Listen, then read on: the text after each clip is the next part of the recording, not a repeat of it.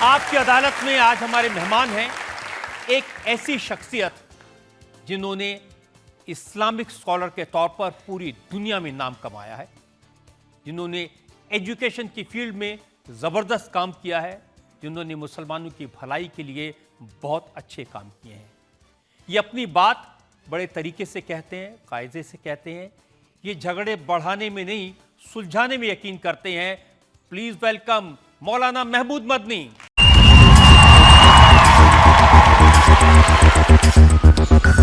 मौलाना महमूद मदनी साहब आ रहे हैं, अपनी कौम के लिए, देश के लिए कुछ ऐसी बातें करें जो अमन सुकून चैन हो। यहाँ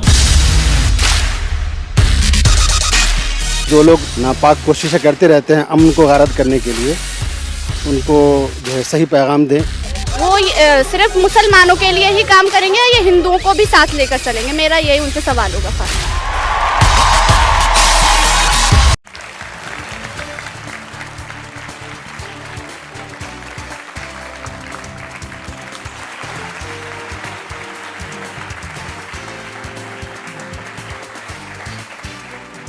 और आपकी अदालत में अब मैं आमंत्रित कर रहा हूं हमारे आज के जज को। हमारे आज के जज बहुत खास हैं। वो वाकई में इलाहाबाद हाई कोर्ट में जज रह चुके हैं, जस्टिस ज़कीउल्लाह खान।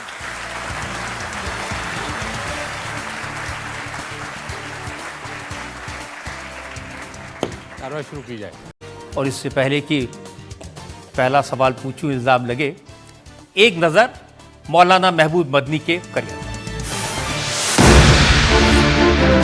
मौलाना महमूद मदनी दुनिया के बड़े इस्लामिक स्कॉलर्स में से एक हैं। 2024 में भारत के प्रभावशाली मुस्लिम पर्सनालिटीज की लिस्ट में मौलाना महमूद मदनी नंबर 1 पर हैं।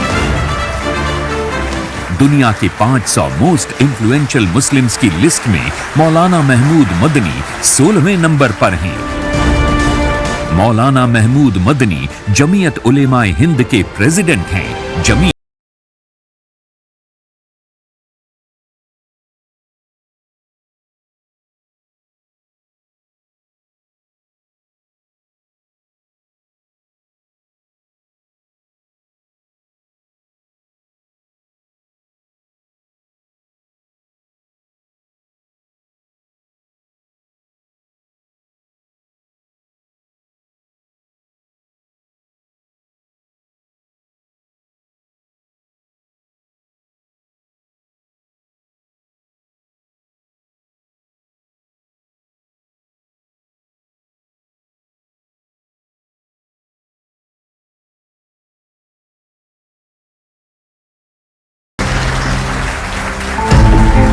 मौलाना महमूद मदनी देश भर के जमीयत से जुड़े मदरसे चलाते हैं। इस्लामी शिक्षा के लिए दुनिया भर में मशहूर दारुल उलूम देवबंद से मौलाना महमूद मदनी के परिवार का पुराना नाता रहा है।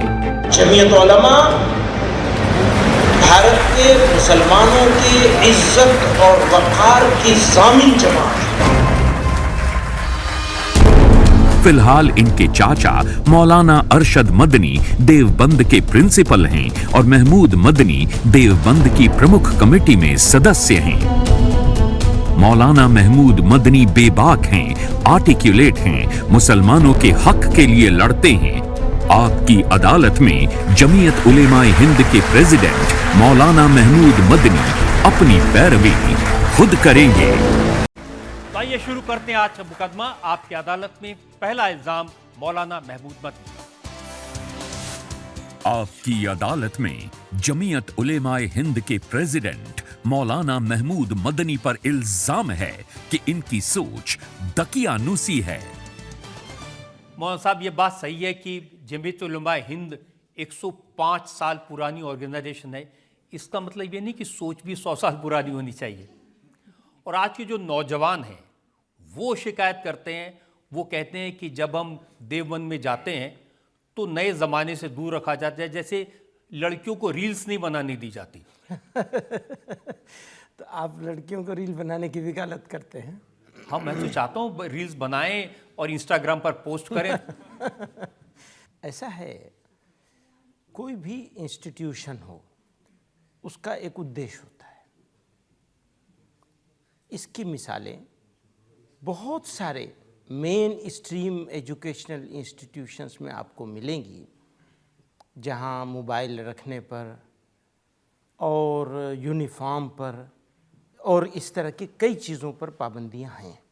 ये सिर्फ दारुल उलूम देवबंद के साथ नहीं है, बल्कि जब एक ख़ास इन्वायरमेंट क्रिएट करना है जहां पढ़ने पढ़ाने के अलावा डिस्ट्रक्शन वाली चीज़ों से बचाना है, इसको तो आप मानेंगे कि मॉडर्न ज़माने की चैलेंजिंग चीज़ों में से एक चीज़ मोबाइल का मिसयूज़ है या ज़रूरत से ज़्यादा यूज़ करना, इस्तेमाल करना है। ये प्रॉब्लम सिर्फ इंडिया की नहीं है, बल्कि ग्लोबल फिनोमेना हो गया है। इसकी वजह से कई तरह की नई बीमारियां पैदा हुई हैं, उनको नया नया नाम दिया जा रहा है। ऐसे में पढ़ने वाले बच्चों को जो ग्रेजुएशन कर रहे हैं या पोस्ट ग्रेजुएशन कर रहे हैं, उनको डिस्ट्रक्शन वाली चीज़ों से बचाया जाता है, सब जगह बचाया जाता है। मैं आपको ऐसी पूरी लिस्ट दे दूंगा। चलिए, मैं आपकी बात मान लेता हूँ कि मोबाइल का इस्तेमाल करने से जो स्टूडेंट्स हैं उनको नुकसान होता है, लेकिन लड़कियाँ कार चलाएं, मोटर बाइक चलाएं, इस पर क्यों पाबंदी है? कहाँ पाबंदी है इसके ऊपर? सब चला रहे हैं। अरे नहीं, कौन देखिए रोक साहब, रहा ये दारुल उलूम की जो वेबसाइट है, हाँ, उस पर सवाल पूछा गया, एक बच्ची ने सवाल पूछा उलेमा से कि क्या मैं मोटर बाइक चलाऊं, कार चलाऊं तो ठीक है? उन्होंने कहा नहीं, ये इस्लाम में नाजायज़ है। अब ये तो वही बताएंगे कि वो लिखने वाले ने क्या लिखा और कब का लिखा हुआ है, किस कॉन्टेक्स्ट में सवाल किया गया है। देखिए, ये दारुल उलूम की जो वेबसाइट है, ये उसका प्रिंट आउट है। असल में ये मेरा डिपार्टमेंट नहीं है, तो उन्होंने किस कॉन्टेक्स्ट में, फतवे का भी इसका बहुत ताल्लुक़ होता है कि सवाल करने वाला, सवाल करने वाली, सवाल करने का अंदाज क्या है, उसके हिसाब से जवाब आते हैं। सवाल तो उनका बड़ा सीधा सा था। नहीं, पता नहीं सीधा सा है या नहीं, क्योंकि आपका सवाल भी बड़ा सीधा सा है, तो इसलिए नहीं, उन्होंने इसमें लिखा है, इज राइडिंग ए बाइक और a car unlawful for female according to sharia. मैं इसको नहीं कह सकता, और मुझे लगता है कि इसको अगर ठीक से सवाल किया जाएगा तो इसका जवाब डिफरेंटली आएगा। जी, अब इसको ठीक से कैसे पूछेंगे, बता दीजिए। हर चीज़ की एक हुदूद होती हैं, अगर वो हुदूद में रह कर के किया जा रहा है तो वही चीज़ अलाउ हो जाएगी। अब जैसे उन्होंने पूछा कि मैं आईब्रोज बनाती हूँ, तो ये ठीक है? कहा नहीं साहब, इस्लाम में हराम है। अब पता नहीं आपने इतना पुराना कहाँ से क्या क्या चीज़ निकाली है। ये तो अभी ताज़ा वेबसाइट से मैंने निकाला है। हाँ। जो हमारे यंग लड़के लड़कियां हैं वो ये सब सवाल पूछते हैं। हाँ, पूछना भी चाहिए। में जो नए इश्यूज खड़े हो रहे हैं, लोगों को नई चीज़ें आ रही हैं ज़माने में यूज़ करने वाली, मेकअप के लिए हो। अब उसमें ये भी पूछा उन्होंने कि फेशियल कराना, टैटू बनाना, ये भी हराम है, नाजायज़ है इस्लाम में। हाँ, टैटू बनाने के बारे में तो मैं जानता हूँ कि इसको नाजायज़ माना गया है, क्योंकि उस ज़माने में भी बनाया जाता था, तो उसको वो तो क्लियर है बिल्कुल, उसमें तो कोई डाउट नहीं है। लेकिन बाकी उस सवाल करने वाले के सवाल पर होगा क्या क्या चीज़ हो सकती है, किस तरह हो सकती है। अब एक मौलाना ने तो जिस शादी में डीजे बज रहा था, हाँ, वो निकाह कराने से मना कर दिया। हाँ, बिल्कुल। हम तो ये फैसला कर रहे हैं, हम ये कह रहे हैं कि जिस शादी में डीजे होगा, जिस शादी में ज़रूरत से ज़्यादा खर्चा किया जाएगा, जिस शादी में ज़रूरत से ज़्यादा रोशनी करी जाएगी, जिस शादी में इन्वायरमेंट का ध्यान नहीं रखा जाएगा, जिस शादी में गरीब की गुर्बत का मजाक उड़ाया जाएगा, उस शादी को हम होने नहीं देंगे। हमारा बस चले तो हम होने नहीं देंगे। हम तो सरकार से भी कहते हैं कानून बनना चाहिए। ये क्या मजाक बना रखा है कि शादियों को बिग फेट वेडिंग्स कर रहे हैं और गरीब का मजाक उड़ रहा है, गरीब को पीने का ठीक ठाक पानी नहीं मिल रहा है। आप शादियां इतने हम लोग उर्दू में कहते हैं तुझको एहतशाम के साथ इतना सजा के करते हैं। आप गरीबों के बारे में कोई सिंसियरिटी नहीं है आपके पास। आप कैसा मुल्क बनाना चाहते हैं, कैसी दुनिया चलाना चाहते हैं? आप इन्वायरमेंट का ध्यान नहीं कर रहे। कोई अपना निकाह कैसे करता है, शादी कैसे करता है, ये बताने वाले ये सोसाइटी का मामला है, ये सोसाइटी का मामला है। सारी सोसाइटी को करना चाहिए मिलकर। हमें और आपको मिलकर करना चाहिए। ये सोसाइटी को गलत रास्ते पे नहीं जाने देंगे, गरीब की गुर्बत का मजाक नहीं उड़ाने देंगे किसी को। मुल्क को, देश को, समाज को गलत रास्ते पे नहीं जाने देना चाहिए। सब लोगों को ठीक से बैठ के इस पे चिंता करनी चाहिए। तो इसका मतलब है कि जो यूनिफॉर्म सिविल कोड है वो भी लग जाना चाहिए, ठीक है? इससे क्या मुराद है आपकी? क्योंकि उसमें यही तो है कि भाई शादियां सबकी एक तरीके से हो। एक तरीके से क्या मुराद है? यही तो प्रॉब्लम है। अगर सबके लिए एक तरीके से होने लगे तो इसका कोई एक वाइट पेपर आना चाहिए, डिस्कशन होना चाहिए। अच्छी बात है कि अच्छी चीज़ें लागू हों, लेकिन कोई इसके बारे में कोई यूनिफॉर्मिटी नहीं है। कहते हैं कि एक होना चाहिए। अब जब एक होने की बात करेंगे उसको कौन डिनाई करेगा? लेकिन वो जो ला रहे हैं वो एक तो नहीं ला रहे हैं। कैसे लाएंगे, किस फॉर्मेट में लाएंगे, इस पर डिस्कशन तो जरूर होना चाहिए। अब उसमें ये तो नहीं कहा गया कि जिसको निकाह करना है उसको फेरे लगाने पड़ेंगे। हाँ तो ठीक है, उसमें क्या प्रॉब्लम है? अभी इंडिया में हो क्या रहा है? इंडिया में क्या दुनिया की प्रॉब्लम आ गई है? ये एक कॉमन फिनोमेना हो गया है कि आपकी हैसियत है 50,000 रुपये खर्च करने की, आप दिखावे के चक्कर में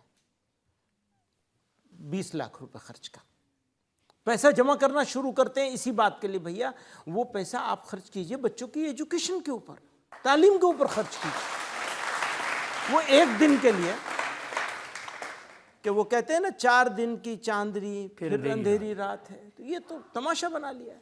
देखिए आज के ज़माने में जो शादियां होती हैं, मुझे मालूम नहीं कितना आप वाकिफ़ है उनसे, वो सारी की सारी कैमरे के लिए होती हैं।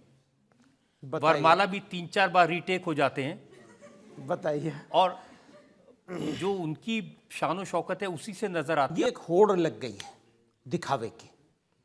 तो मेरी यहाँ की शादी मैंने 10 लाख रुपए खर्च कर दिए। मेरे पड़ोस में जो बंदा है वो भी उसी के बराबरी आने के लिए वो भी 10 लाख रुपए खर्च करता है, और उसके लिए उसे कितना अपनी सत्यानाश कराना पड़ता है। तो ये तो बड़ी दुश्मनी है समाज के साथ, समाज को, समाज के लोगों को, आप जैसे लोगों को, बड़े लोगों को। देखिए आप जो बात कह रहे हैं वो अच्छी बात कह रहे हैं कि खर्चे वाली बात, लेकिन ये तो नहीं कि इस्लाम में जैसे लड़कियों के लिए आईब्रोज बनाने पर पाबंदी है, कार चलाने पर पाबंदी है, उनके शादी में म्यूजिक पर भी पाबंदी है। ये सवाल म्यूजिक का है? नहीं, सवाल म्यूजिक का भी है। तो म्यूजिक के बारे में तो एक ओपिनियन है बनी हुई पहले से, तो हम लोग उस ओपिनियन से बाहर क्यों जाएंगे? वो हमें तो कहना पड़ेगा। अब आप आधुनिक हो जाएं, उसके लिए आपका मेयार एक है, मेरा मेयार कुछ दूसरा है आधुनिक होने के लिए। मेरे नज़दीक आधुनिक होने का मतलब यह है कि हम आपके बारे में, आपकी चिंताओं के बारे में, आपसे मुराद हमारा पड़ोस है, हमारा सराउंडिंग है, हमारा मुल्क है, हमारा देश है, सेंसिटिविटीज़ के बारे में हम ज़्यादा जागरूक हो जाएं। आधुनिक होने का मतलब यह है कि हम पानी बचाने के बारे में ज़्यादा जागरूक हो जाएं, पानी को गंदा होने से अपनी नदियों को बचाने के लिए जागरूक हो जाएं, हम प्लांटेशन करने के बारे में जागरूक हो जाएं, हम चिड़ियों के बारे में जागरूक हो जाएं, हम तितलियों के बारे में जागरूक हो जाएं। मेरे नज़दीक ये है। लेकिन देश की बेटियों के प्रति भी तो जागरूक हाँ, देश की बेटियों को देखिए ना, देश की बेटियों को बराबर की हिस्सेदारी होनी चाहिए। देश की बेटियों को, अपनी बेटियों को बराबर की हिस्सेदारी होनी चाहिए, बराबर का मौका मिलना चाहिए, उनका सम्मान होना चाहिए, अपॉर्चुनिटीज होनी चाहिए। मौलाना साहब अगर ये उसको बाजार की चीज मत बनाना चाहिए। ये जो मैं फतवे देखूं, वो कार नहीं चला सकती, मोटर बाइक नहीं चला सकती, आईब्रोज नहीं बना सकती, मेकअप नहीं कर सकती, सारी पाबंदियां लड़कियों के लिए, लड़कों के लिए कुछ नहीं? लड़कों के लिए भी है, बिल्कुल है, लड़कों के लिए भी। क्या पाबंदी है लड़कों के लिए? लड़कों के लिए बहुत सारी पाबंदियां हैं इसी तरह। 1-2 बता दीजिए मुझे। भाई यही है, मोबाइल नहीं रख सकते अगर आप इंस्टीट्यूट में रहेंगे। वो तो दोनों के लिए है, सबके लिए है, लड़कों के लिए भी है, और बहुत सारी हैं ऐसी मिसालें। अब कितनी बताऊंगा मैं यहाँ, आप तो क्योंकि फतवा लेके पकड़ के बैठ गए हैं, तो अब ये तो मुझे जो दारुल उलूम की वेबसाइट है उससे यही फतवे मिले, और सारे फतवे लड़कियों के लिए हैं। नहीं, वो आपने सेलेक्ट करके ढूंढ के निकाले। ये पब्लिक से सवाल पूछे थे जनता से। कहा जाता है जन्नत जाओगे तो हूरें मिलेंगी, क्या ये वाकई सच है कि बस कहने की बात है? देखिए, जब कोई एक सिस्टम समाज का डेवलप किया जा रहा है तो उसमें दोनों बातें होती हैं, सज़ा भी होती है, इनाम भी होता है। तो कहीं इनाम का तस्करा होगा ज़रूर, अब उसको ओवर एम्फसाइज किया जा रहा है और उसको बढ़ा करके बयान किया जा रहा है, ऐसी चीज़ें ढूंढी जाती हैं। सर ने भी ऐसा बहुत रिसर्च करके ऐसी चीज़ें ढूंढी हैं हमारे भाई साहब ने, तो वो इसी तरह का है कि बहुत ज़्यादा उसको उसका प्रोपेगेंडे के तौर पर उसको प्रेजेंट किया जा रहा है, वरना सज़ाएं भी बहुत सारी हैं, बहुत सारी। अच्छा, हर धर्म में, सिर्फ इस्लाम की बात नहीं, सब जगह इनाम और सज़ाएं दोनों चीज़ें रखी गई हैं। एक पाकिस्तान की जर्नलिस्ट हैं, उन्होंने वहाँ एक मौलाना से पूछा कि मेरे हस्बैंड को तो हूरें मिलेंगी, मैं जाऊंगी तो मुझे क्या मिलेगा? अब एक प्रॉब्लम है,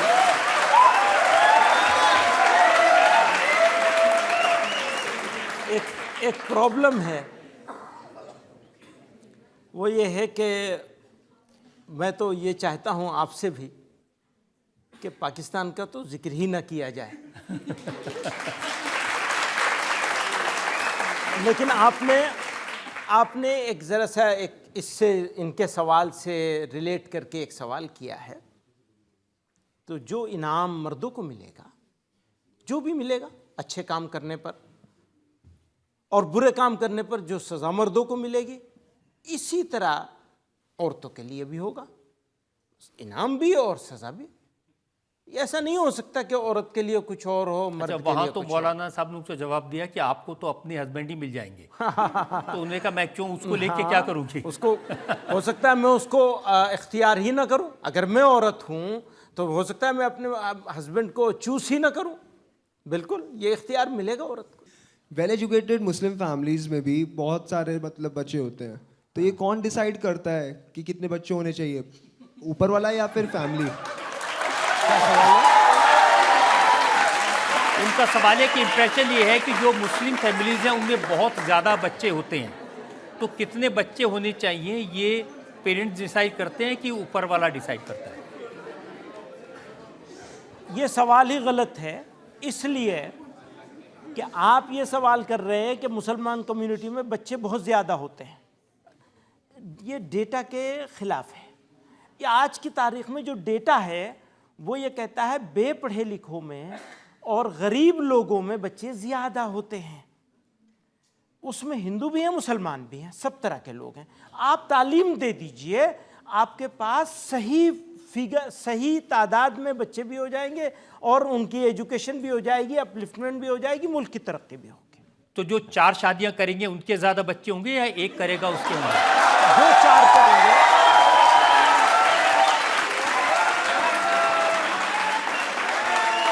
इसके ऊपर भी डेटा मौजूद है।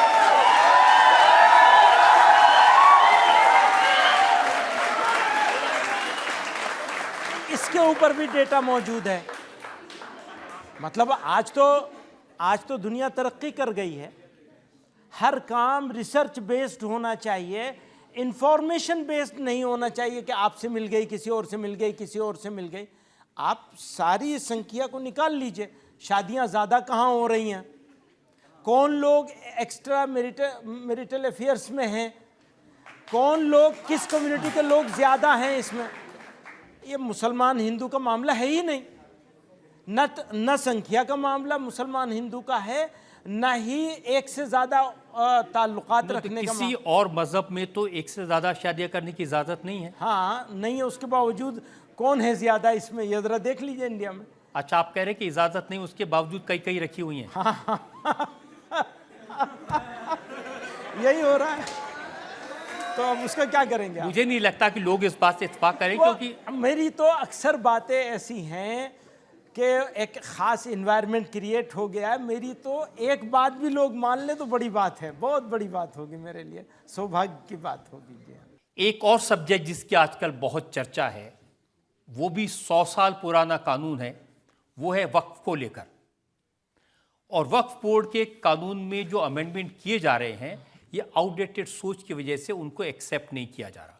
देखिए, एक तो ये सवाल कि 100 साल पुराना कानून है, ये सवाल गलत है।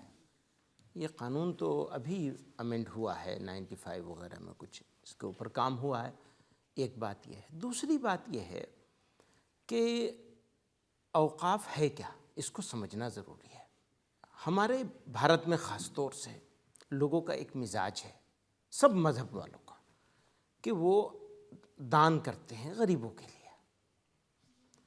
तो कुछ लोगों ने कुछ चीज़ें दान करी हैं और वो दान की हुई चीज़ों के मैनेजमेंट के लिए एक सिस्टम की ज़रूरत महसूस हुई अंग्रेज़ों के ज़माने में, और उन्होंने एक एक्ट बनाया।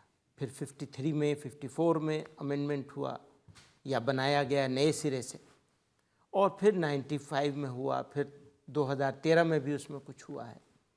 ये ज़रूरत के हिसाब से इसको चीज़ों को मॉडिफाई किया गया। अब ये जो नया अमेंडमेंट का सिस्टम डेवलप किया जा रहा है, इस वक्त लाने की कोशिश की जा रही है, ये उसकी जो ज़रूरतें थीं, जिस ज़रूरत के लिए यहाँ तक पहुँचे थे, उसको बजाय बेटर करने के वापस पीछे की तरफ ले जा रहे हैं। तो हमारा इसमें देखिए 2-3 मोटी मोटी बातें हैं। वक्फ के पास पूरे देश में 9 लाख एकड़ ज़मीन है, और ये ज़मीन तीसरे नंबर पर, रेलवे और डिफेंस के बाद में सबसे ज़्यादा ज़मीन सिर्फ 2 स्टेट का, तमिलनाडु और तेलंगाना या आंध्रा, 2 स्टेट में इससे कम 1 लाख एकड़ ज़्यादा ज़मीन सिर्फ 2-3 हिंदू इंडोमेंट्स के पास मौजूद है। बाकी इंडिया की बात ही अभी नहीं कर रहा हूँ मैं, ये तो पूरे इंडिया में है जो आप बता रहे हैं, 7,40,000 या 7,80,000 कुछ एकड़ बताते हैं। फिर इसमें एक प्रॉब्लम ये हुई है कि लोगों ने कब्जे कर लिए, नाजायज़ कब्जे कर लिए हैं। इसमें डिफरेंट गवर्नमेंट के डिपार्टमेंट्स भी शामिल हैं, और प्राइवेट भी हैं, और मुसलमान भी हैं। तो इसको और बेहतर करने की ज़रूरत थी कि जो कब्ज़े हैं उनको खाली कराया जाए, बजाय बेहतर करने के इसको और ख़राब किया जा रहा है। आप कब्जे खाली कराने की बात करें कि आपके जो चाचा जी हैं अरशद मदनी साहब, उन्होंने कहा कि जो बेंगलोर का एयरपोर्ट है उसकी सैकड़ों एकड़ ज़मीन वो वक्फ की है। और तो उन्होंने कहा, तो शायद उन्होंने रिसर्च किया होगा, मैंने इसके बारे में कोई रिसर्च नहीं किया। और हम लोगों की बात ना करें, बल्कि हम बात करें उस प्रोजेक्ट की। ये एक प्रोजेक्ट है। अब प्रोजेक्ट आज की तारीख में मुल्क में जैसा माहौल बनाया जा रहा है, उस माहौल को देखकर पता नहीं क्यों मुझे लगता है, अगर मुझे करेक्ट कीजिएगा आप, उस माहौल को देख के ऐसा लगता है कि जैसे ये वक्फ बोर्ड इंडिया का नहीं है, किसी और पड़ोस के दुश्मन मुल्क का है। पहली बात, वक्फ बोर्ड बनता कैसे है आपको मालूम? हम चाहते हैं वक्फ बोर्ड भारत के मुसलमान बनाए। कानून ये कहता है कि वक्फ बोर्ड जो बनेगा वो स्टेट गवर्नमेंट्स बनाएंगी, और सेंट्रल वक्फ काउंसिल को बनाने के लिए सेंट्रल गवर्नमेंट का मिनिस्टर बनाएगा। पहला तो हमारा यही है, हम कहते हैं SGPC की तरह बना दीजिए आप इसे। शिरोमणि गुरुद्वारा प्रबंधक कमेटी का गठन जैसे होता है ऐसे इसका गठन होना चाहिए। आज तक ऐसे गठन नहीं होता है। सरकारें अपनी मर्जी के लोगों को बिठा लेती हैं सिलेक्शन करके, वो कुछ थोड़ा सा एक पार्ट है उसका इलेक्शन का कि मुतवल्लियों के यहाँ से एक मेंबर आ जाएगा, फला जगह से आ जाएगा। तो ये एक बड़ी लंबी डिबेट है, इसको बेहतर करने की ज़रूरत है, लेकिन आप तो बदतर करने पे उतरे हुए हैं इसको। देखिए इंप्रेशन तो ये दिया जा रहा है कि पूरे देश में 200 लोग करीब हैं जिनका कब्जा है इन सारी ज़मीनों पर। हाँ, तो कब्ज़ा ख़त्म करवाना चाहिए ना। ख़त्म करवाने के लिए उसको प्रोसेस को और स्ट्रॉन्ग करना चाहिए। आप तो उसको और आसान बना रहे हैं कि कब्ज़े वालों का कब्ज़ा मुकम्मल हो जाए। जो कब्ज़ा करने वाले तो 2005 का मैंने पढ़ा, वो कह रहे थे कि ताजमहल भी वक्फ की ज़मीन है। हो कहने वाले के तो ठीक है भाई, आप एक बात समझिए कि ताजमहल अगर वक्फ की ज़मीन है तो वो वक्फ की ज़मीन भी है, और ASI के कंट्रोल में ऐसी बहुत सारी प्रॉपर्टीज़ हैं जिसमें दोनों लोगों का दखल है। अगर वक्फ की ज़मीन थोड़ी देर को मान भी लें तो कहाँ जाएगी वो? ज़रा सोचने की बात है ना, थोड़ा ओपन माइंड होकर के सोचें। तो ये जाएगा कहाँ, किसके पास जा रहा है? ऐसा तो नहीं है कि वो चाइना चला जाएगा। मैं उस मुल्क का नाम नहीं लेना चाहता हूँ जिसका नाम आपने लिया था। चाइना चला जाएगा क्या? नेपाल चला जाएगा क्या? कहीं नहीं जाएगा ना। इंडिया की चीज़ें इंडिया में रहेगी। और हमारे बारे में आज की तारीख़ में एक ख़ास किस्म का वो बनाया गया है जैसे हम कुछ और हैं, कहीं और से उतर के आए हैं, किसी और दुनिया की मखलूक है। मुसलमान, इंडिया का मुसलमान, हम जहाँ थे तो ऑप्शन मिला था हमको। मैं बार बार इस बात को कहता हूँ, हमारे पास चॉइस थी, हम चूज़ कर सकते थे, हमने इंडिया को चूज़ किया है और सोच समझ के किया है। मैं कहा करता था, हमारे लिए, इंडियन मुस्लिम्स के लिए, रहने के लिए इंडिया से अच्छी दुनिया में कोई दूसरी जगह नहीं है।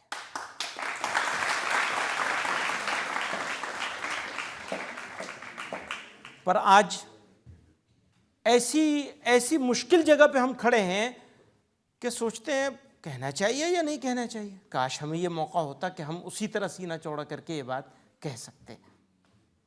तो उस सिचुएशन से तो निकालना आप ही लोगों का काम है। अब शायद ये परेशानी तो नहीं कि सवाल पूछे जा रहे हैं, ये पूछा जा रहा है कि तमिलनाडु में एक गांव 1500 साल पुराना था, वहाँ एक भी मुसलमान नहीं रहता है, सारी हिंदू आबादी है, वहाँ मंदिर है, उसको कहा जा रहा है ये वक्फ बोर्ड की ज़मीन है। अच्छा, अगर मैं ये कहूँ कि आपका ये स्टूडियो वक्फ बोर्ड की ज़मीन है, मैं कह सकता हूँ इस बात को? कोई मान लेगा? और क्या ये सिस्टम, कोई सिस्टम इसके लिए मौजूद नहीं है? ये जितने भी ये कोर्टें बनती हैं ना, ट्रिब्यूनल, स्पेशल ट्रिब्यूनल के ऊपर ये प्रॉब्लम है, बात ट्रिब्यूनल में जाएगी। ट्रिब्यूनल कौन बनाता है? नॉर्मल कोर्ट होता है। किसी नॉर्मल कोर्ट को एक स्पेशल एक्ट के तहत ट्रिब्यूनल डिक्लेयर कर दिया जाता है कि ये वक्फ का ट्रिब्यूनल है। उस ट्रिब्यूनल में जो जजमेंट देने वाले लोग होते हैं, वो मैं नहीं बैठा हूँगा वहाँ, आप नहीं होंगे कि भाई चलिए आप ये दो मुसलमान हैं, इन्होंने मिलकर जो चाहे कर लिया। वक्फ बोर्ड का मतलब ये आप यही निकलता है ना कि मुसलमान ये सब चीज़ पर कब्जा कर लेंगे। और एक अगर कोई इंसिडेंट ऐसा कोई गलत हुआ भी है तो उनके कहने से थोड़ा ही हो जाएगा, पूरा एक प्रोसेस मौजूद है। वक्फ के बारे में इंप्रेशन तो ये क्रिएट किया गया है कि वक्फ ने जहाँ रुमाल रख दिया वो ज़मीन वक्फ की हो गई। बताइए, मुझे इसके ऊपर आप बाकायदा अलग से इसके ऊपर डिबेट करा लीजिए, मैं इस तैयारी के साथ आऊँगा, आपको बताऊँगा कि वक्फ के दावे कितनी जगह पर थे और किस तरह से उसके खिलाफ फैसले हुए। ये जो ट्रिब्यूनल है, ये ट्रिब्यूनल ही बहुत सारे ट्रिब्यूनल स्पेशल एक्ट के तहत बने हुए हैं, सिर्फ औकाफ का नहीं है, और भी चीज़ों का है, इनकम टैक्स का है, फला का है, फला का है। तो इसका मतलब ये थोड़ी होता है कि वो मेन स्ट्रीम सारी चीज़ों से बाहर हो गया, ऐसा बिल्कुल नहीं है। अब तो मामला पार्लियामेंट के सामने है, जेपीसी के सामने है। एक मामला पार्लियामेंट और जेपीसी का है, उससे ज़्यादा बड़ा मामला है पब्लिक का। पब्लिक डिस्कोर्स में ये बात है कि ये तो इनकी नाजबरदारी हो रही है और ये कहीं और जा रही हैं सारी ज़मीनें, और वक्फ बोर्ड भी कहाँ से बन रहा है? सारा वक्फ बोर्ड एक सिस्टम के तहत बनता है। ये नहीं कह रही कि सारी कहीं और जा रही हैं। अब मैं आपको लेटेस्ट उदाहरण देता हूँ, शिमला, वहाँ पर कभी भी हिंदू मुसलमान का झगड़ा, तकरार, ऐसी कोई बात नहीं हुई। एक साहब ने वहाँ एक जगह पर 4 मिला मस्जिद बना ली और उसको लेकर के लोग सड़कों पर हैं और प्रोटेस्ट कर रहे हैं। लोग कह रहे हैं कि बाहर से लाके रोहिंग्या और बांग्लादेशी मुसलमानों को यहाँ बसा दिया, उन्होंने हमारी तहबाजारी पर कब्जा कर लिया और मुश्किल हो गई। देखिए, एक ये पर्टिकुलर मैं शिमला की बात पर आपको जवाब दूं तो वो बिल्कुल वहाँ फोकस हो जाएगा। हम बात करना चाहते हैं एक प्रोजेक्ट की, एक सिस्टम के लिहाज से जो खराबियां हैं वो ठीक होनी चाहिए। हर सिस्टम में, हर जगह, हर कानून में, हर एक्ट में अमेंडमेंट की ज़रूरत है, लेकिन वो कंसर्न जो सोसाइटी का हिस्सा है उससे कंसल्ट करके एक पॉजिटिव इन्वायरमेंट में उसको ठीक किया जाना चाहिए। मेरा एक बात इसी के साथ, आपने क्योंकि स्पेसिफिक शिमला की बात करी है, मैं शिमला के बारे में जितना मैं जानता हूँ, मैं आपसे 2 बातें कहता हूँ।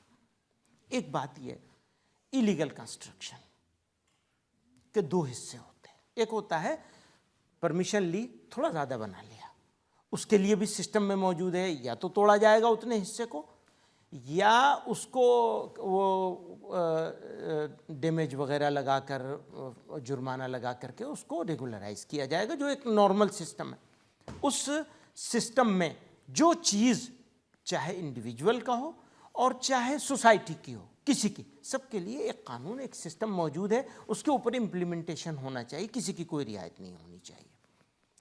अब बात आती है उसकी कि तहबादारी पर कब्जा कर लिया है, अच्छा, और रोहिंग्या है, तो किसी को, मुझे रोहिंग्या बताना तो बहुत आसान है, बस वो एक ख़ास पहचान है मेरी, तो मैं रोहिंग्या हो गया। तो ये तरीक़ा गलत है।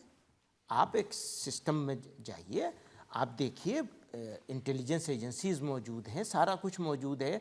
अगर कोई आदमी दिल्ली का है, अभी आप देख रहे हैं कितनी सारी जगहों पर कितने सारे हो रहे हैं, चमोली में हुआ, 50 साल से एक आदमी वहाँ रहता है, उसको भागने पे मजबूर होना पड़ा, उसका कोई कसूर भी नहीं था। एक आदमी ने गलती की है, पूरे समाज को आप सजा देंगे।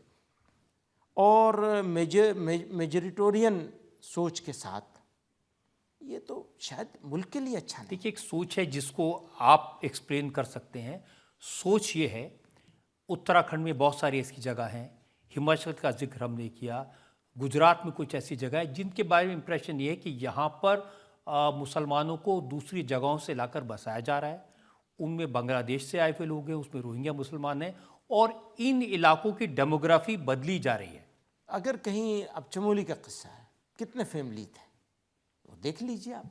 यहाँ का किस्सा है जहाँ अभी इस वक्त आप बता रहे हैं, वहाँ देख लीजिए कितनी फैमिलीज हैं और बिजनेस में कितना है। सर्वे करा लीजिए, आपकी तो टीम मौजूद है, पता चल जाएगा आपको कि टोटल कितना है और उस टोटल में ये लोग कितने हैं। अच्छा, इसमें से पुराने कितने और नए कितने आए हैं, और इतने कोई बिजनेस करने कहीं पहुँचा है तो वो कहाँ से आया है, वो कहाँ से आया है, उसका बैकग्राउंड क्या है। इसका तो एक पूरा सारे स्टेट की सारी एजेंसीज मौजूद हैं, सारा सिस्टम मौजूद है। और उसको लोग बहुत सारी चीज़ों से जोड़ते हैं, बोलते हैं कि इन लोग के आने से लॉ एंड ऑर्डर सिचुएशन खराब हुई, इन लोग के आने से आए दिन यहाँ झगड़े शुरू हो गए। अच्छा, अब ये मैं इत्तेफाक से देख रहा था, शायद आप ही के चैनल पर कुछ 4 दिन पहले, कि वो वहाँ का लोकल आदमी ये कह रहा था कि भाई ये कोई एक मिसाल बताइए कि पिछले 2 सालों में कितने केसेस हुए हैं।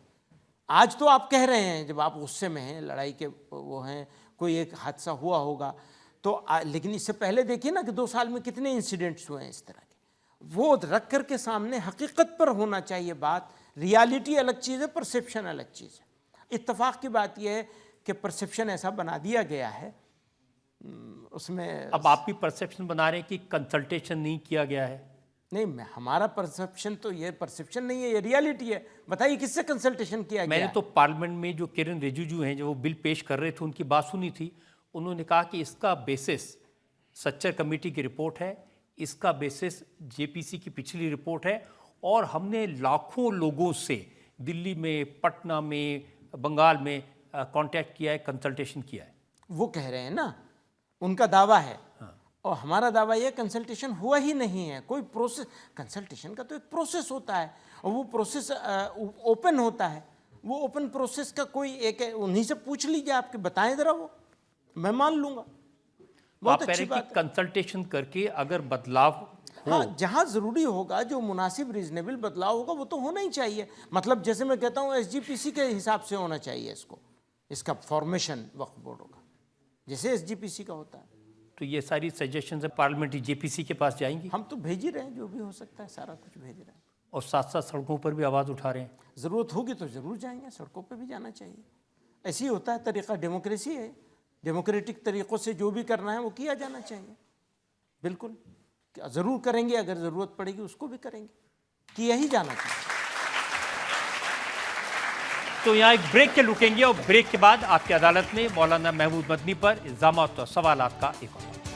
अब तक तो यही था कि हलाल और झटका में फ़र्क होता है। बस ये फ़र्क बहुत छोटा सा है, बहुत छोटा सा पार्ट है। तो टूथपेस्ट में झटका और हलाल कैसे हो सकता है?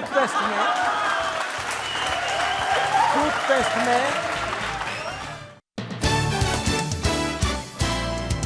Welcome back. आपकी अदालत में आज हमारे मेहमान हैं जमीयत उलमा हिंद के चीफ मौलाना महमूद मदनी। आपकी अदालत में अगला हिस्सा। आपकी अदालत में जमीयत उलेमा हिंद के प्रेसिडेंट मौलाना महमूद मदनी पर इल्जाम है कि ये मजहब के नाम पर व्यापार चलाते हैं। देखिए, जमीयत उलमा हिंद हलाल ट्रस्ट है, हलाल काउंसिल ऑफ इंडिया है, जिसके सर्टिफिकेट आप इशू करते हैं, और ये कहा जा रहा है कि उससे काफ़ी कमाई होती है, बड़ा बिजनेस है वो। तो उसमें क्या बुराई है? मैं अपना आपके सामने पेश कर सकता हूँ कि कितना टैक्स जाता है, कितने खर्चे जाते हैं और क्या सरप्लस होता है। ये बिज़नेस नहीं है, ये सर्विस है। हरगिज़ बिज़नेस नहीं है, ये बिल्कुल सर्विस है। बिज़नेस तब होगा जब प्रॉफिट एक्सपेंसेस वगैरह सब निकालने के बाद प्रॉफिट क्या हो रहा है, बचत क्या हो रही है, उसी के लिए तो बिजनेस किया जाता है। तो आपको मैं पिछले 3 सालों का दिखा दूंगा कि क्या सरप्लस हुआ है। हर सर्टिफिकेट के लिए 10,000 रुपए लेते हैं? ना ना, बिल्कुल नहीं। किसी सर्टिफिकेट के लिए 10,000 रुपए नहीं लिए जाते। ये गलत इन्फॉर्मेशन है आपके पास। ये एनफोर्समेंट ये रजिस्ट्रेशन के लिए कोई कंपनी के 10 प्रोडक्ट हैं, उसको रजिस्टर कराना पड़ेगा। अच्छा, ये सिस्टम हमने नहीं किया है, ये सिस्टम पूरा बनाया गया है मिनिस्ट्री ऑफ फूड प्रोसेसिंग और डिफरेंट डिपार्टमेंट, ISO, और उन कंट्रीज़ के लिए जहाँ जो इंपोर्टिंग कंट्रीज़ हैं उनके जो सर्टिफिकेशन बॉडीज़ हैं, उनके कोलैबोरेशन से, उनके मशवरे से, उनके फैसलों से ये एक सिस्टम डेवलप किया गया है। देखिए, एक चीज़ समझाइए, कोई खाने पीने की चीज़ हो, कोई मीट हो, जिस तरह की चीज़ हो जिसके ऊपर तो आपको हलाल और हराम लिखा जा सकता है जी, लेकिन टूथपेस्ट, हाँ, तेल, साबुन, वो हलाल और हराम कैसे हो सकते हैं? ऐसा है। पहले तो ये बताइए, मेरा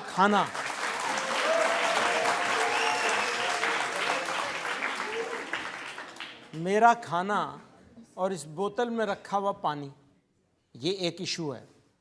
मेरी कमाई, वो भी तो हराम हो सकती है।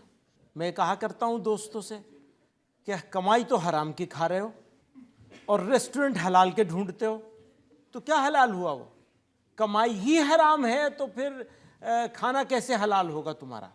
ये मैं आपको हलाल समझाने के लिए बता रहा हूँ। तो पानी पर भी सर्टिफिकेट लगेगा? बिल्कुल, पानी को भी देखना पड़ेगा कि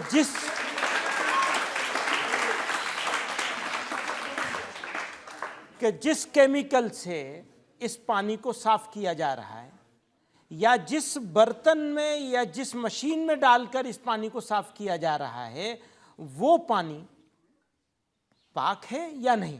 अगर पाक है तो हलाल है, ना पाक है तो हराम है। देखिए, जो STF के जो ऑफिसर्स हैं उन्होंने कहा कि जांच में पाया गया हलाल काउंसिल ऑफ इंडिया के जरिए प्रोडक्ट्स के बिना वेरिफिकेशन के। देखिए, ये हलाल काउंसिल ऑफ इंडिया अलग चीज़ है और हलाल ट्रस्ट अलग चीज़ है, उनके बारे में कहा गया होगा। हाँ, उनके बारे में कहा तो गया, और लैब टेस्टिंग के बगैर वो सर्टिफिकेट जारी करते हैं। एक बात तो ये, इसके जवाब में 2 बातें हैं। एक बात ये है कि उनके कह देने से कुछ नहीं होता, बात कोर्ट में है, सब जुडिस मैटर। दूसरी बात यह है कि हम हलाल काउंसिल ऑफ इंडिया को मैं रिप्रेजेंट नहीं करता हूँ, मेरे से रिलेटेड नहीं। आपके बारे में उन्होंने कहा कि मौलाना महमूद मदनी को उत्तर प्रदेश की स्पेशल टास्क फोर्स के जरिए 6 घंटे तक पूछताछ की गई। नहीं, 2 दिन तक, और उसके बाद फिर और 2 दिन तक। और मैं ही अकेला हूं जो वहां गया हूं, दूसरा कोई गया भी नहीं। सुप्रीम कोर्ट से प्रोटेक्शन मिला हुआ था, मुझे भी मिला हुआ था, लेकिन मैं गया। जाकर मैंने कहा बिल्कुल मैं सवाल करूंगा। तो उन्होंने क्या पूछा और आपने क्या बताया? जो बात आपको बता रहा हूं। भैया, पानी अगर नापाक है, गंदा पानी है, और उसको मशीन से साफ कर दिया, और नापाक जगह से रिसोर्स, उसका सोर्स जो है नापाक है, तो पानी ना हलाल नहीं होगा, हराम होगा। हलाल का मतलब काटना नहीं होता है, ये बिल्कुल लास्ट चीज है। अब तक तो हमारी समझ में यही था कि उसको, अब तक तो यही था कि हलाल और झटका में फर्क होता है। बस ये फर्क बहुत छोटा सा है, बहुत छोटा सा पार्ट है। तो टूथपेस्ट में झटका और हलाल कैसे हो सकता है?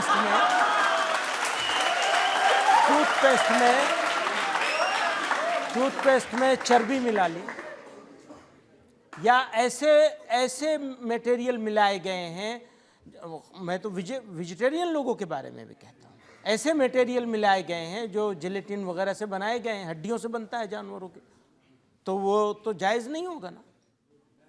मुंह में आप लगाएंगे, उसको यूज़ करेंगे तो कैसे होगा? जो तेल खाने का तेल है तो वो तो ऐसे ही होगा। या नारियल लगाने का तेल, भाई नारियल का तेल में भी तो यही प्रोसेस है ना। मान लीजिए जानवर की चर्बी मिला रखी है, तो उसके लिए अब ये कि आपको अपना सर्टिफिकेट बनाने के लिए, ना एक और बात है, ये हमारी शर्त नहीं है, शर्त है इंपोर्टिंग कंट्रीज की। आप एक्सपोर्ट भी करना चाहते हैं और पेट में दर्द भी हो रहा है आपको, तो ये तो नहीं चलेगा ना, दोनों चीजें नहीं चलेंगी। एक्सपोर्ट बंद कर दीजिए, मुझे कोई प्रॉब्लम नहीं। हमने नहीं किया है ये ऑर्गेनाइजेशन हमने नहीं खड़ी की है। ये ऑर्गेनाइजेशन हमसे खुशामद करके खड़ी करवाई गई है, क्योंकि इंपोर्टिंग कंट्रीज की शराइत थी, उनकी वो थी कि भाई ये चीज़ होनी चाहिए और इस तरह इस प्रोसेस से गुजर के आनी चाहिए। उनकी क्वालिटी कंट्रोल सिस्टम होता है, उनकी क्वालिटी का एक ये भी ज़रूरत है। अब इंडिया को एक्सपोर्ट करना है, और एक कंट्री नहीं है, ऐसी कोई 50 कंट्रीज़ हैं जिनकी ये रिक्वायरमेंट होती है। वो रिक्वायरमेंट पूरी करवानी है डिपार्टमेंट को, तो हमारे पास आए, हम तो उनकी मदद कर रहे हैं। हमसे आज कह दो, आज बंद कर देंगे, तैयार हैं बिल्कुल पूरी तरह बंद करने के लिए। कमाई नहीं है इसमें, उल्टे बेइज्जती हो रही है ना, मजाक उड़ाया जा रहा है। बिल्कुल। हाँ, लोग ताली बजा रहे हैं, खुश हो रहे हैं आपके सवाल पे। तो ये है जी, आपकी बात ठीक है कि अगर नई ज़रूरत है तो आप उसको बंद भी कर सकते हैं। बिल्कुल, इससे जहाँ अच्छी क्या जो बात हो कहें सकती जब कहें बंद कर देंगे। जी। कल के बंद करते आज बंद कर देंगे, आज के बंद करते अभी बंद कर देंगे इसी वक्त। जमीयत जो आपकी संस्था है वो लड़कियों को बुरखे में रखने के हक में है, लड़कों से अलग पढ़ाना चाहती है, तो आपको नहीं लगता कि लड़कियों को इक्वल अपॉर्चुनिटीज़ मिलनी चाहिए और बुरखे से आज़ादी मिलनी चाहिए?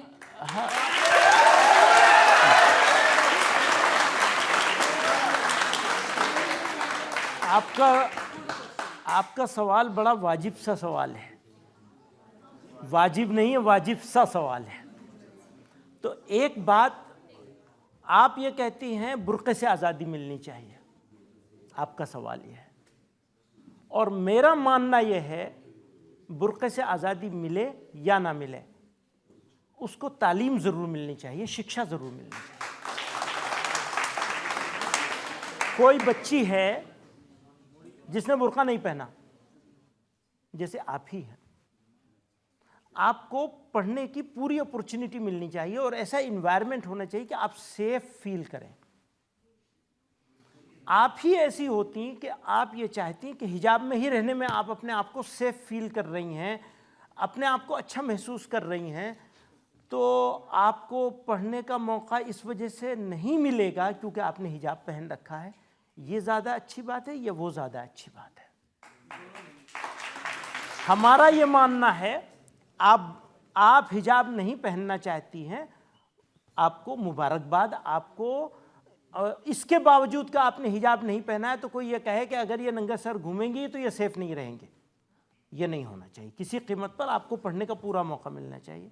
मेरी बेटी, मेरी बहन, आपकी बहन ये अपने आप को कंफर्टेबल नहीं समझती ऐसे इंस्टीट्यूट में जहाँ लड़के लड़कियाँ सब एक साथ पढ़ते हों, तो मेरा मानना यह है पढ़ाई ज़रूरी है, चाहे हमें लड़की के लिए अलग से सिर्फ लड़कियों का इंस्टीट्यूट खड़ा करना पड़े, पर पढ़ाएंगे ज़रूर।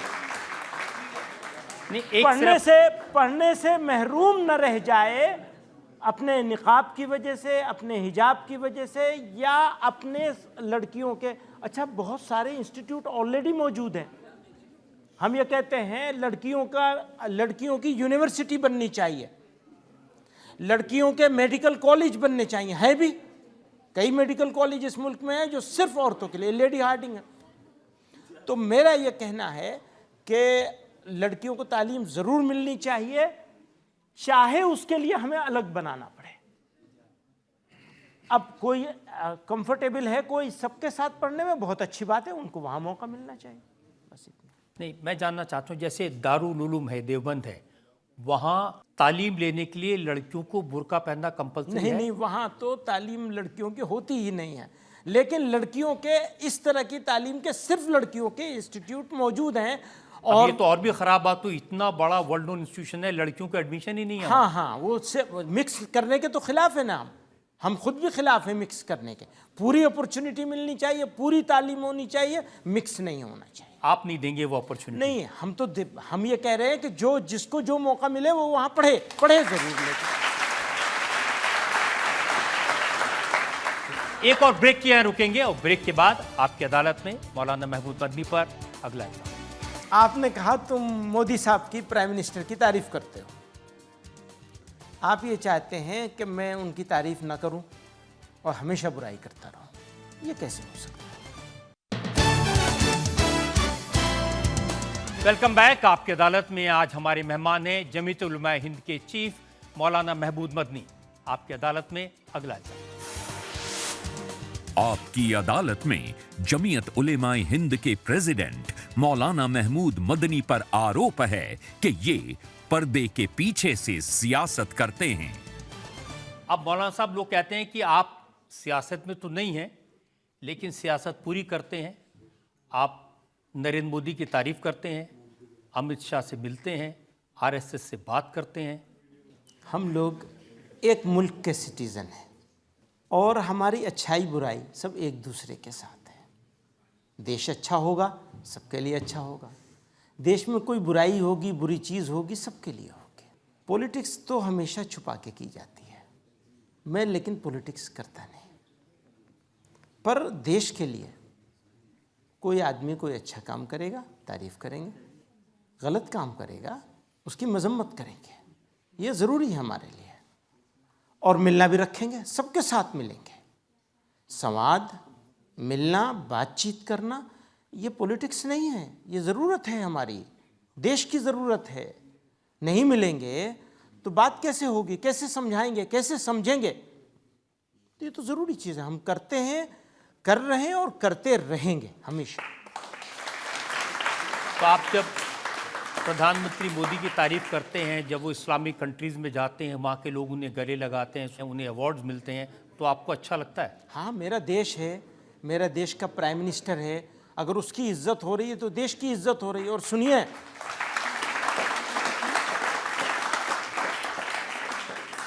यहाँ हम उनके पॉलिसियों से पूरा इख्तलाफ रखते हैं, करेंगे।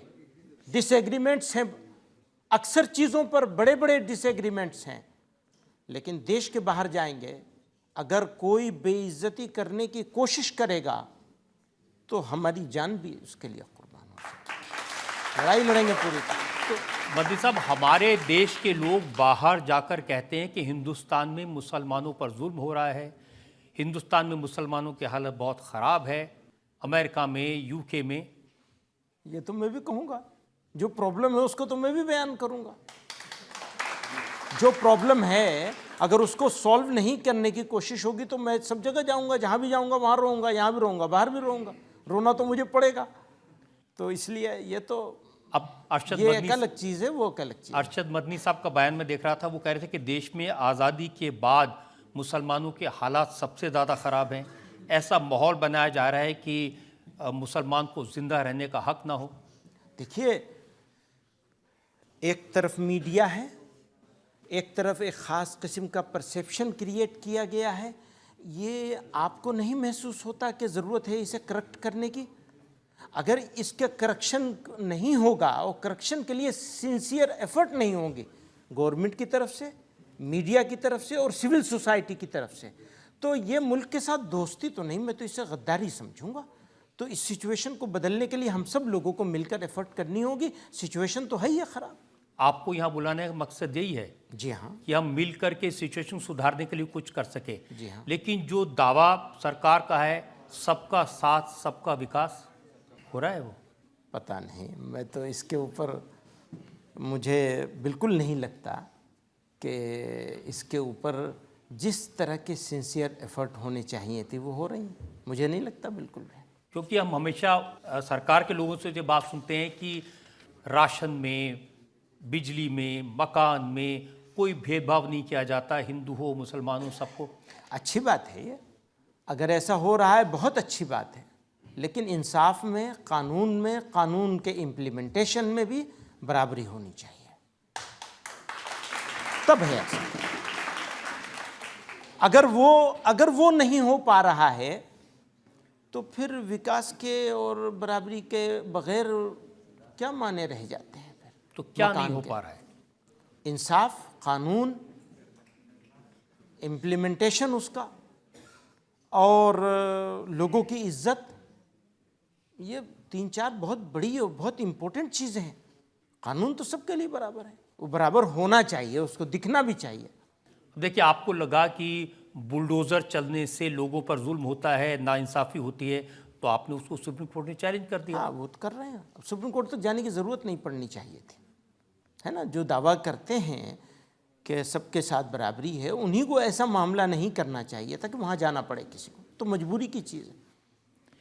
उनका तो तर्क यह है कि उत्तर प्रदेश में लॉ एंड ऑर्डर सिचुएशन बहुत ख़राब थी, यहाँ पर लोगों को ठीक करने के लिए सख्ती करने की ज़रूरत थी, और सख्ती की है, उससे मौलाना साहब को तकलीफ हो रही है। नहीं, अब ये यहाँ मौलाना साहब की तरफ पूरा शिफ्ट मत करिए, बल्कि सवाल सिर्फ इस बात का है, जहाँ तक इसका है कि लॉ एंड ऑर्डर को ठीक रखना, ये अच्छी बात है कि लॉ एंड ऑर्डर को ठीक रखने के लिए जो भी सख्त से सख्त एक्शन लिया जाए वो लेना चाहिए, लेकिन उस एक्शन को लेने की भी सीमा होनी चाहिए।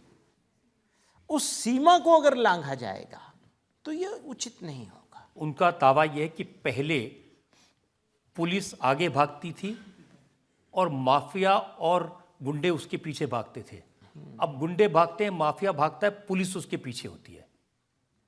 हो सकता है उनकी वो बात सही भी हो, मैं उस पर्टिकुलर बात पर नहीं जाना चाहता हूँ, मैं सिर्फ उस बात पर जाना चाहता हूँ कि इम्प्लीमेंटेशन सबके लिए बराबर और एक जैसा होना चाहिए, गलत तरीके से नहीं होना चाहिए। लेकिन अगर आपके जैसे लोग किसी माफिया के खिलाफ एक्शन लिए जाने पर अगर ऑब्जेक्शन करेंगे, आप कहाँ ऑब्जेक्शन कर रहे हैं?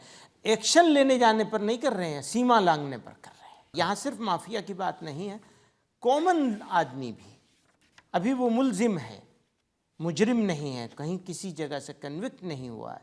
अच्छा, और एक बात और बताइए, मैंने जुर्म किया, सज़ा मेरे बूढ़े बाप को माँ को मिल रही है, ये क्या बात हो गई? मैं एक एग्जांपल आपको देता हूँ। मुख्तार अंसारी, उनके खिलाफ तो बहुत सारे केसेस थे, पूरा उत्तर प्रदेश जानता है, बड़े गैंगस्टर थे, 63 क्रिमिनल केसेस थे उनके ऊपर, उसमें मर्डर के भी केसेस थे, और 8 केसेस में उनको कन्विक्शन हो चुका था। मुझे एक बात बताइए, आप पहले मेरी बात बता दीजिए ना जी। आपने वही तो, आपने मुख्तार अंसारी के बारे में कहा ये गरीबों के मसीहा हैं। सिर्फ मैंने नहीं कहा, उस इलाके से जाके पूछ लीजिए, और वो मुसलमान होने की वजह से नहीं है, उसके तो वोटर भी मोर देन 80% नॉन मुस्लिम्स हैं। वो कॉन्स्टेंसी ऐसी है, वो मुसलमान का आदमी नहीं था, वो तो गरीबों का था, वाकई गरीबों का आदमी था। अब वो केसेस हैं, कितने में कन्विक्ट हुए हैं, अब वो भी यही कहता हूँ मैं कि मैं इसके ऊपर, मेरे पास भी कुछ रिसर्च है, जितना आपने रिसर्च पेश की है मेरे पास भी कुछ रिसर्च है, मैं उसको पेश कर दूंगा। बताइए मुझे, वो वाकई गरीबों का मसीहा था। आप क्या कह रहे हैं? आप कोई एक केस उनका ऐसा नहीं दिखा सकते हैं जिसमें किसी के मकान पे उन्होंने कब्जा किया हो, किसी के साथ ऐसा किया हो। मैं पूरे कॉन्फिडेंस के साथ कहता हूँ, मैं वापस लूँगा अपनी बात। उसको अभी जो उनके भाई पार्लियामेंट के मेंबर बने हैं, उस कॉन्स्टिट्यूंसी के तरह सिचुएशन को आप देख लीजिए, वहाँ से कोई मुसलमान बन के तो वैसे भी जीत नहीं सकता। नहीं, मैं हिंदू मुसलमान की बात नहीं कर रहा हूं। लेकिन आप तो उसी कॉन्टेक्स्ट में मुझसे सवाल कर रहे हैं ना। नहीं, क्योंकि आपने उनके बारे में कहा था, इसलिए मैंने आपसे पूछा। मैं कहूंगा, और जो मैं कह रहा हूं ये पुलिस का रिकॉर्ड है, ये अदालत का रिकॉर्ड है। हाँ ठीक है, अदालत का रिकॉर्ड है, और अदालत का दूसरे रिकॉर्ड भी हैं, बहुत सारे केसेस में उनको वो भी मिली है। हाँ, मैं तो सिर्फ वो केसेस बता रहा हूँ जिनमें उनको सजा हुई। हाँ तो ठीक है, सजा हुई है तो सजा हुई है, उसको सजा तो भुगत ही रहे थे, वो सजा तो भुगत ही रहे थे। लेकिन किसी आदमी के कोई अच्छी बात अगर अच्छी है तो वो अच्छी भी कही जाएगी जरूर। आप कह रहे हैं कि गरीबों के मसीहा थे, कोर्ट ने सजा दी थी। अब आप एक बात बताइए, आपने कहा तुम मोदी साहब की, प्राइम मिनिस्टर की तारीफ करते हो, आप ये चाहते हैं कि मैं उनकी तारीफ ना करूं और हमेशा बुराई करता रहूं, ये कैसे हो सकता है? कहीं कभी तारीफ भी होगी अच्छे काम पर, कोई फोरम ऐसा होगा जिस फोरम पर मुझे उनकी तारीफ करनी पड़ेगी, और कोई फोरम ऐसा होगा जहां मुझे उनके बारे में, उनके कामों के बारे में कुछ ऐसा भी कहना होगा जिससे मेरा डिसएग्रीमेंट है। तो अलग अलग फोरम पर, अलग अलग मौक़ों पर एक बात कही जाती है। वो गुजर गए, तो जब एक आदमी गुजर गया, मुख्तार अंसारी साहब के बारे में कह रहा हूँ, वो गुजर गए, तो उनकी ज़िंदगी के जो अच्छे पहलू हैं मुझे तो उन्हें बयान करना ही पड़ेगा।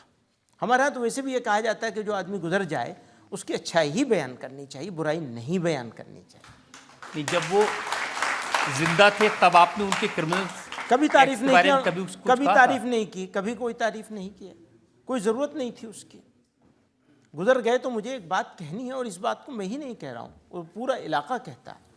किसी से डिसएग्रीमेंट होने का मतलब ये नहीं कि वो टोटल बुरा हो गया, और किसी से एग्री होने का ये मतलब नहीं कि टोटल अच्छा हो गया। अच्छे काम भी होते हैं, बुरे काम, मेरे ही आपको 100 काम बुरे मिल देखिए, जाएंगे। ये तो एक केस है, लेकिन इसके अलावा उत्तर प्रदेश में माफिया के खिलाफ, गुंडों के खिलाफ एक्शन हुए, एनकाउंटर हुए, सिचुएशन बेटर हुई, इससे आप एग्री करते हैं? हाँ, मैं पार्शियली एग्री करता हूँ, बिल्कुल एग्री करता हूँ। और अच्छे काम को अच्छे अंदाज से अच्छाई के साथ लिया जाए और उसकी सीमा रहे। ये परसेप्शन नहीं जाना चाहिए कि ये किसी विशेष वर्ग के खिलाफ हो रहा है, न उस मुस्कुराहट से, न सवाल के उस खास किस्म के जवाब से। तो बहुत अच्छी बात है, सबके लिए होना चाहिए। आपने बहुत अच्छी बात की, बहुत अच्छी बात की। पब्लिक में से सवाल ले सकते हैं? हाँ। सर, जब राम मंदिर का शिलान्यास हुआ था तब आपका एक बयान था कि किसी भी देश या राष्ट्र के प्रधानमंत्री को किसी भी मंदिर या इबादत गाह की बुनियाद रखने नहीं जाना चाहिए। सर, आपने ऐसा क्यों कहा था? दोनों बातें आई थी, वो एक खबर थी जिसमें दोनों बातें थी। मस्जिद का बुनियाद रखने जा रहे हैं, वो एक चलाई गई थी, सही हो या गलत हो, प्राइम मिनिस्टर जाएंगे, उस मस्जिद का बुनियाद रखेंगे, वो जो 5 एकड़ ज़मीन दी गई है, वो थी बात। तो और उसी ज़माने में ये बात भी चल रही थी। तो मेरा वो बयान असल में उस कॉन्टेक्स्ट में था, लेकिन मैं आज भी इस बात पर हूँ कि मेरे नेशन के किसी भी इस तरह के पद पर बैठे हुए आदमी को किसी भी तरह की रिलीजियस एक्टिविटीज़ में लीड नहीं करना चाहिए। ये मेरी आज भी राय है, उस कॉन्टेक्स्ट में नहीं, बल्कि एक ये जनरल ओपिनियन है, और मैं इस पर आज भी आपके बीच में मौजूद हूँ। एक वो बयान दूसरे कॉन्टेक्स्ट में था, लेकिन उसके बावजूद भी मैं ये बात कहता हूँ कि किसी भी रिलीजियस चीज़ को लीड हमारे मुल्क में नहीं हो, इस तरह के पद पे बैठे हुए लोगों को नहीं करना चाहिए। तो किसको लीड? जैसे अब राम मंदिर का उद्घाटन हुआ, देखिए, राम मंदिर के ऊपर अगर हम ज़्यादा जाएंगे ये चीज़ अच्छी नहीं होगी। ये फिर वही जोड़ने तोड़ने वाली बात से थोड़ा बाहर हो जाएगी। मेरा डोमेन नहीं है ये, इन्होंने सवाल कर लिया, मैंने इनका जवाब दे दिया। ये तो सुप्रीम कोर्ट का फैसला था, इसमें ऊपर नीचे की कोई बात नहीं। वो फैसला भी कैसे आया, किस तरह से आया, इसके ऊपर पूरी बहस हो सकती है। उस जजमेंट में कितनी सारी बातें उन्होंने कही है ना, वो सब में जाएंगे तो वो खामखा बदबू उठेगी, उससे कोई फ़ायदा नहीं है। तो इसको यहीं रखिए, और इस बात को बस मैं इसी हद तक रखना चाहता हूँ। ठीक है, मैं आपके सेंटिमेंट की रिस्पेक्ट करता हूँ। आपकी अदालत में अगला इल्जाम। आपकी अदालत में जमीयत उलेमाए हिंद के प्रेसिडेंट मौलाना महमूद मदनी पर इल्जाम है कि ये जुर्म करने वालों का साथ देते हैं। अब ये मेरा इल्जाम नहीं है, केंद्र सरकार में मंत्री हैं गिरिराज सिंह, उन्होंने कहा कि देवबंद आतंकवाद की गंगोत्री है, और उन्होंने कहा कि हाफिज सईद समेत कई आतंकवादियों के तार देवबंद से जुड़े हैं। उनको मुबारक हो, बहुत मुबारक हो। और आपका भी मैंने बयान देखा कि ऐसे हजारों केस हैं जिनके खिलाफ यूएपीए लगा है, टेररिज्म का केस है, गिरफ्तार किया गया है, उन सब की कोर्ट्स में लड़ाई आप लड़ रहे हैं, वकालत कर रहे हैं। वकालत करवाना और आदमी को सफाई देने का अधिकार तो हमारे इस सिस्टम ने दिया है। हम कहाँ से किसी की वकालत करने वाले, हम कौन हो गए? हम कुछ नहीं है किसी की वकालत करने वाले, ये तो हमारे संविधान ने दिया है, ये अधिकार तो संविधान ने दिया है। और अगर यहाँ तक है कि अगर किसी के पास वकील नहीं है तो खुद कोर्ट अपॉइंट करती है वकील। तो ये तो कुछ तो भी जिसके नहीं। पास वकील नहीं है, चाहे वो टेररिस्ट हो, आप उसके लिए वकील अपॉइंट करेंगे? ये फैसला कि कौन टेररिस्ट है, ये फैसला लॉ इन्फोर्सिंग एजेंसीज करेंगी या जुडिशरी करेगी। अब आप ऐसी हम 100 मिसालें देंगे जहां हम लोगों ने कोई केस नहीं लड़ा। आप क्रिमिनल्स की बात करते हैं, मैं बहुत ही कंट्रोवर्शियल बात कह रहा हूं यहां। अफजल गुरु फांसी दी गई, लेकिन out of turn priority basis पे फांसी दी गई है। क्या मतलब है इसका? लेकिन कोर्ट का आदेश से, कोर्ट के आदेश से, लेकिन आउट ऑफ टर्न दी गई है, प्रायोरिटी बेसिस पे दी गई है। क्यों किया गया है? सबको दी जाती लाइन से, जितने लोग थे उसमें जब उसका नंबर आता उसको भी देते हैं, जरूर देते आप। क्यों किया है? ये एक सवाल है। तो एक वर्ग विशेष को आपने कटघरे में खड़ा कर दिया है। यहां तो आपको सिर्फ, तो उस समय तो कम से कम नरेंद्र मोदी की सरकार नहीं थी। किसी की भी हो, मैं सरकार की बात ही नहीं कर रहा हूं। मैं कहाँ सरकार का विरोध कर रहा हूं? मैं आउट ऑफ टर्न इसलिए कह, कोई भी करे, जो गलत है सो गलत है, इसीलिए सवाल मैंने उठाया। ये तो आपके सवाल से अलग है, मैं अपनी तरफ से ये सवाल उठा रहा हूं। आपका सवाल ये है कि आप क्रिमिनल्स को, आतंकवादियों को सपोर्ट करते हैं, ठीक है ना? मैं यही कह रहा हूं। इसमें आपको एग्जाम्पल 1000 लोगों के नाम आपको दे दूंगा जिनको हमने सपोर्ट नहीं किया, कभी नहीं किया। और ऐसी भी मिसालें हैं कि हमारे यहाँ लोगों ने अप्लाई किया, हमने उनको सपोर्ट नहीं किया, कभी नहीं कर सकते। किसी आतंकवादी को कभी सपोर्ट नहीं किया जाना चाहिए और जीरो टॉलरेंस होनी चाहिए। अगर इस मुल्क में नहीं, दुनिया के किसी मुल्क में आतंकवादी सोच, आतंकवादी एटीट्यूड, इसको पनपने की जगह दी जाएगी तो ये मुल्क के साथ दुश्मनी है। जैसे जिन साहब का नाम ले रहे थे अभी, गंगोत्री बताया है, वो खुद ही उसी गंगा में नहाए हुए हैं, आतंकवाद की गंगा में नहा के बैठे हुए हैं। उनको अधिकार नहीं है इस मुल्क की कैबिनेट में रहने का। अगर वो कोई ऐसा आदमी और इस तरह के एटीट्यूड का आदमी कैबिनेट में बैठा हुआ है तो मैं उस कैबिनेट के बारे में क्या सोचूंगा? मैं कहां अपने आप को खड़ा देखूंगा? उन्होंने तो नाम दिए, उन्होंने कहा मसूद अजहर, मुल्ला अमर, फजल रहमान, ये वो आतंकवादी हैं जो देश के दुश्मन हैं, और ये देवबंदी थिंकिंग को सपोर्ट करने वाले लोग हैं, देवबंद को रेस्पेक्ट करने वाले लोग हैं। इसीलिए मैं कहता हूं कि उनको बहुत मुबारक हो, और ये हमारी कैबिनेट को भी बहुत मुबारक हो। बस और क्या कह सकता हूं, इससे ज्यादा तो नहीं कह सकता। वो आपसे कहेंगे आपको मुबारक हो, ऐसी बात ठीक है, और क्या कहें, और क्या जवाब है? पब्लिक में सवाल ले लेते हैं।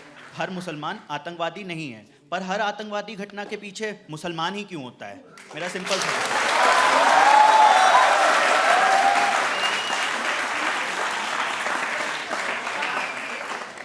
ये तो बड़ा पुराना और घिसा पटा सवाल हो गया। इसका जवाब बहुत पहले बार बार दे चुके हैं हम। अभी रिसेंटली बस्तर में और पिछले 1 साल का ही अगर आप निकाल के देख लें तो जितने इंसिडेंट्स हुए हैं और उसमें जितनी हमारे जवान शहीद हुए हैं, अगर उनका रेशो निकाल के देख लेंगे तो कोई मुसलमान की तरफ से किया जाने वाला इंसिडेंट, और अब मैं उसे हिंदू नहीं कहूँगा क्योंकि हिंदू कहूँगा तो फिर वो हिंदू मुसलमान बन जाएगा, 70 और 30 का रेशो भी नहीं मिलेगा आपको। उधर 70%। आप वहाँ से आसाम से चलेंगे और पूरे मध्य भारत को देख लीजिए, सब जगह के उसको देख लीजिए। और एक और बात है, इसको धर्म की ऐनक से नहीं देखा जाना चाहिए। मसलन आप कश्मीर के इंसिडेंट्स को अगर आप धर्म की ऐनक से देखेंगे तो मुझे नहीं लगता कि आप इंसाफ करेंगे। बहुत बहुत नाइंसाफ़ी की बात होगी। धर्म नहीं है वो धार्मिक इशू नहीं है, वो रीजनल इशू है, चाहे बस्तर वाला हो और चाहे बारामूला वाला हो, कहीं का भी। मैं आपकी बात से सहमत हूँ कि जो आतंकवादी होता है, जो किसी को मारता है, वो किसी मज़हब का नहीं हो सकता, ना हिंदू होता है, ना मुसलमान होता है, ना सिख होता है। यही आप कह रहे हैं? ये तो एक छोटी सी बात है। बड़ी बात ये है कि ये मामले लोकलाइज्ड होने चाहिए, ना कि नेशनलाइज्ड हों, और ना कि इसे किसी धर्म के साथ जोड़ा जाए। ख़ासतौर से मुसलमानों, ये भी वो जो ये सवाल करने की नौबत इसलिए आई कि ख़ास इन्वायरमेंट क्रिएट कर दिया गया है। अब ये एनवायरनमेंट क्रिएट किया गया ना, ये पूरी दुनिया में कहा जा रहा है कि हिंदुस्तान में मुसलमान पर जुल्म हो रहे हैं, लिंचिंग हो रही है, मारा जा हो रही है ना।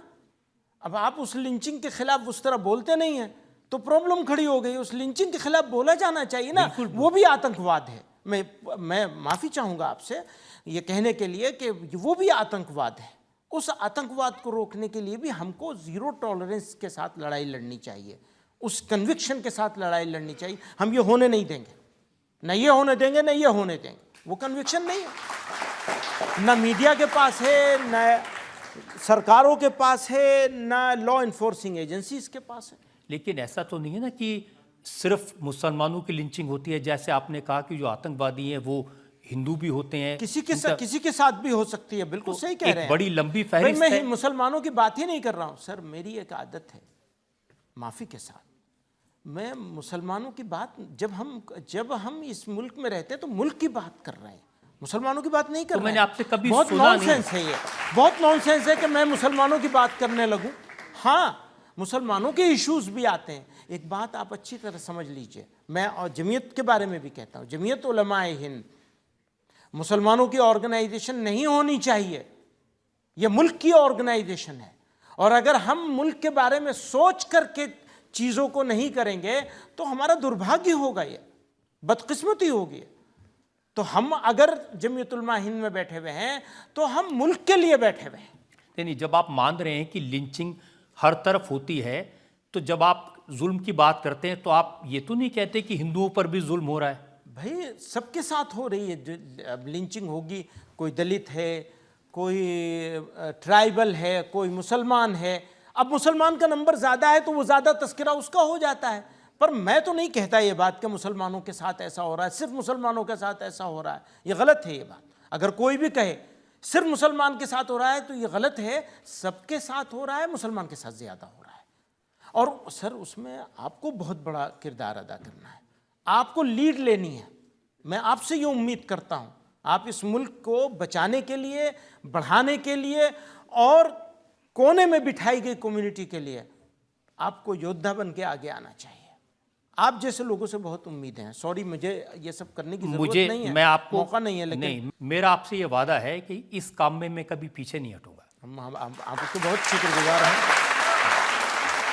आपकी अदालत में हम मुकदमा चला रहे हैं मौलाना महमूद मदनी पर। अब वक्त है एक ब्रेक का, और ब्रेक के बाद सुनेंगे आज के जज का फैसला।